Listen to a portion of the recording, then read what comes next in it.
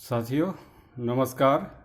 आज मैं अपने YouTube चैनल भारत विकास का पहला वीडियो शुरू करने जा रहा हूं। तो सबसे पहले हम बात जो है किसानों से जुड़ी समस्या के रूप में करेंगे, क्योंकि भारत की 2/3 जनसंख्या कृषि पर आधारित है और किसानों की हालत सबसे ज़्यादा खराब है। अगर सामाजिक रूप से देखा जाए, चाहे नौकरी पेशा वर्ग हो, चाहे व्यवसायी वर्ग हो या कोई अन्य पेशे वर्ग के लोग हैं, तो सबसे ज़्यादा किसानों की स्थिति कमज़ोर है। क्योंकि भारत देश की अधिकांश ज़मीनें बहुत कम उत्पादन क्षमता वाली होती है। मृदा स्वास्थ्य उनका खराब है, क्योंकि उनमें कार्बन की मात्रा यानी ऑर्गेनिक परसेंट 1 से कम है, जबकि अच्छी मिट्टी में कम से कम 3 से 4% कार्बन होना चाहिए। तो किसान भाइयों को अगर जैविक खेती करना है या व्यावसायिक खेती करना है, लाभ की खेती करना है या अपनी खेती में ज़्यादा लाभ कमाना है, तो मिट्टी में कार्बन का प्रतिशत बढ़ाने के लिए उपाय करना आवश्यक है। कई बार किसान लोग जैविक खेती शुरू कर देते हैं, लेकिन सही ज्ञान के अभाव में, जानकारी के अभाव में उसमें लाभ नहीं मिल पाता है और फिर से वो रासायनिक खेती की तरफ मुड़ जाते हैं। तो इसका सबसे पहला उपाय है कि हरी खाद का प्रयोग। किसान भाइयों को बरसात की मौसम में पहली बरसात के समय ही सन, ढेंचा या कोई अन्य दलहन फसल खेत में बो देना चाहिए और इसके 30-40 दिन बाद ही खेत में उसको पलट देना चाहिए।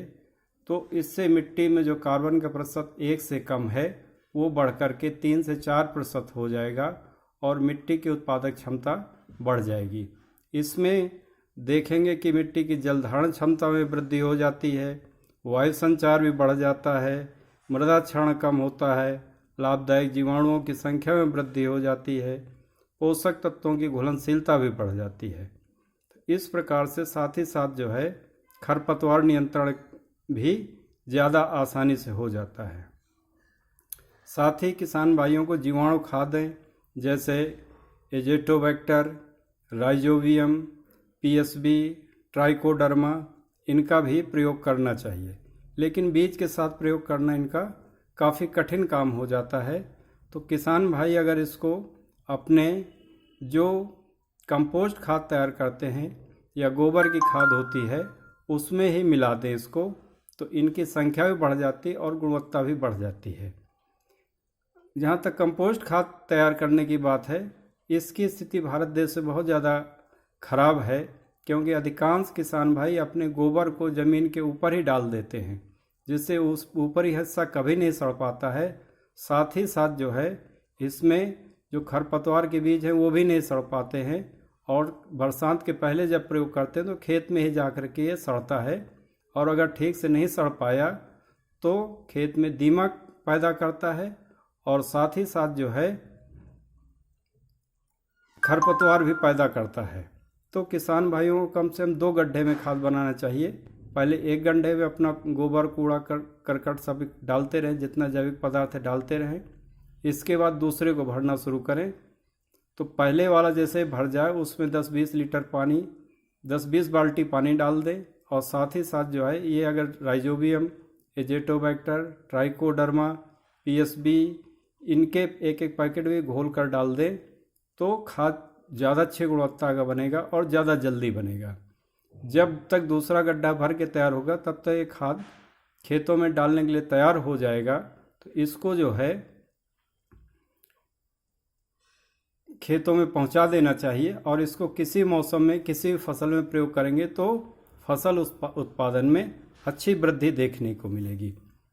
इसी प्रकार से लिक्विड खाद भी, तरल खाद भी किसान भाई तैयार कर सकते हैं। अगर जल्दी उनको खाद बनाने की ज़रूरत है तो 200 लीटर पानी में 180 लीटर पानी भर लें, फिर उसमें 5 किलो गोबर, 5 लीटर गौमूत्र, 2 किलो गुड़, 2 किलो बेसन या खाने में न उपयोग आने वाला आटा एक ड्रम में भर दें और इस घोल को हर 12-12 घंटे पर चलाते रहें और 72 घंटे बाद इसमें एक अच्छा जो है टॉनिक तैयार हो जाएगा।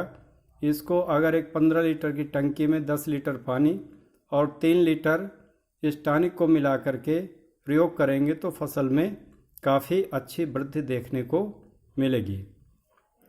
खेतों में आग नहीं लगाना चाहिए। ये एक बहुत बड़ी समस्या निकल के आ रही है कि बहुत सारे किसान भाई खेतों में आग लगाते हैं, विशेष रूप से धान और गेहूं की जब मशीन से कटाई कराते हैं तो उसमें जो डंठल रह जाता है, फसलों का अवशेष रह जाता है, तो उसको ख़त्म करने के लिए खेतों में आग लगाते हैं। आग लगाने से मिट्टी में जितना कार्बनिक पदार्थ होता है वो जल करके नष्ट हो जाता है खरपतवार के साथ साथ। तो इसके लिए किसान भाइयों को चाहिए कि इस डंठल को फिर से कटवा लें या किसी गड्ढे में डाल दें तो एक अच्छी खाद भी बन जाएगी और जो मिट्टी में कार्बन का प्रतिशत जो है घट जाता है वो कम होगा। साथ ही साथ किसान भाइयों को फसल चक्र भी अपनाना चाहिए, क्योंकि एक ही फसल लगातार लेने से मिट्टी की उत्पादकता कम हो जाती है।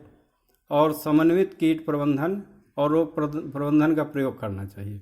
समन्वित का मतलब ये है कि रासायनिक और जैविक का मिला जुला रूप उपयोग करना चाहिए, क्योंकि कुछ क्षेत्रों में देखा जा रहा है कि अंधाधुंध रोगनाशक, खरपतवारनाशक, कीटनाशक का प्रयोग करने से स्वास्थ्य के लिए एक बहुत बड़ी समस्या पैदा होती जा रही है और कैंसर एक महामारी के रूप में, बीमारी के रूप में फैलता जा रहा है।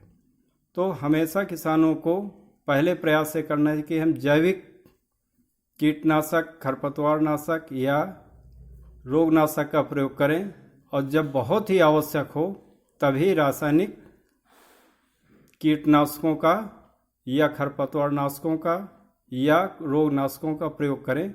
अन्यथा जो हम उत्पादन करते हैं वो उत्पादन देखने में तो अच्छा हो सकता है, मात्रा में ज़्यादा हो सकता है, लेकिन एक हानिकारक होगा।